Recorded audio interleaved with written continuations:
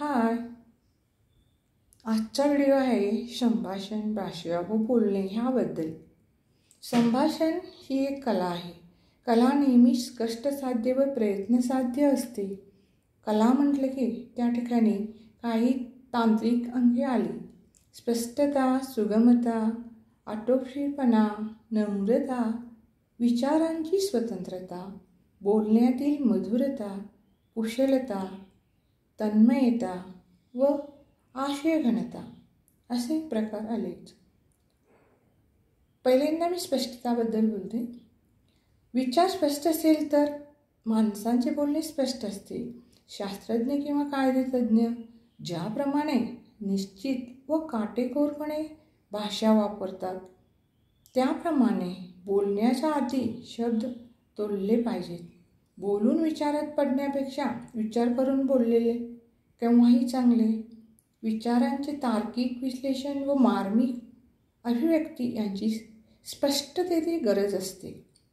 सुगमता, अवघड बोलणे सोपे असते पण सोपे बोलणे फार अवघड असते.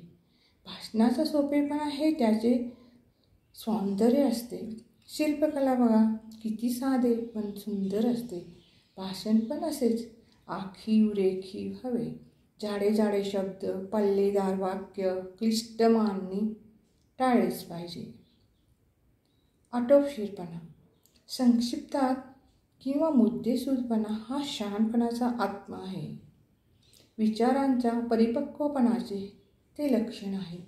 शब्दांचा मोजकेपणा व नेमकेपणा हे भाषेवर प्रभुत्व असण्याचे प्रतीक आहे. शब्द तोंडात असेपर्यंत त्यावर आपली सत्ता असते, परंतु शब्द तोंडातून बाहेर पडला की त्याची सत्ता आपल्यावर सुरू होते. म्हणून शब्द नेहमी मोजून, मापून व तोलून वापरावे. पल्हाळा, अनावश्यकता टाळून मुद्देसूद व थोडक्यात आपलं म्हणणे मांडणे बोलण्यात किंवा संभाषणात किंवा भाषणात आवश्यक आहे. नम्रता व कुशलता, मते ठामपणे पण नम्रपणे मांडावीत. स्पष्टपणा म्हणजे उद्धटपणा व कटुपणा नव्हे. बोलताना शिष्टाचार पाळलेच पाहिजे. आवाजात व बोलण्यात आर्जव व मृदुता असावी. कुशलता हा बुद्धिमत्ता, तत्परता व सहानुभूती यांचा योग असतो. म्हणून वैयक्तिक पूर्वाग्रह, द्वेष, आकस, जातीय व धार्मिक उल्लेख या गोष्टी बोलण्यात किंवा संभाषणात टाळाव्यात. आशयघनता, वाचन, चिंतन, मनन यातून स्वतंत्र विचार जन्माला येतात. प्रश्नाचा सर्वंकष विचार करायला शिकले पाहिजे. ज्या विषयाबद्दल बोलवायचे आहे, ज्या विषयावर सांगायचं आहे त्याची सर्वतर तदनुषंगिक इतर विषयांची काही माहिती असलेच पाहिजे. बोलण्यात तळमळ व कळकळ हवी. शब्द ओठातून न येता हृदयातून आले पाहिजे. बोलण्यासारखे बोलण्याजवळ काहीतरी असले पाहिजे. अनुभवाशिवाय खरे बोल नाही. विचारांची उंची आचारांच्या उंचीवर अवलंबून असते. बोलण्यात मधुरता हवी. त्यासाठी आवाज कमवावा लागतो.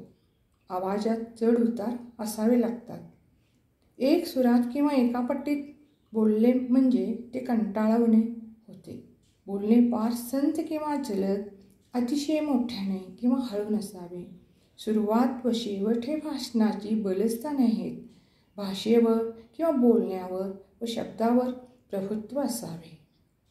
आपण जे सांगत आहोत ते सत्य आहे का, प्रिय आहे का व आवश्यक आहे का, असे 3 प्रश्न नेहमी बोलताना स्वतःला विचारावे. स्वतःचेच रडगाणे किंवा नुनतुणे वाजवू नये. चांगले संभाषण करण्यासाठी दुसरा काय म्हणतो ते नीटपणे ऐकून घेतले पाहिजे. ऐकणे किंवा लक्ष देणे हा बोलण्याचा मूळ पाया आहे. हे फारच थोड्यांच्या लक्षात येते. जे आज्ञा पाळतात ते चित्रांवर नियंत्रण ठेवू शकतात. तशाच प्रकारचे शब्दांचे ताकद आत्मबल वाढवते हे माहिती पाहिजे. म्हणून शब्द, बोलणं, भाषण हे सगळं असं छान असं रेखीव आखीव असले पाहिजे. व्यवस्थित असले पाहिजे.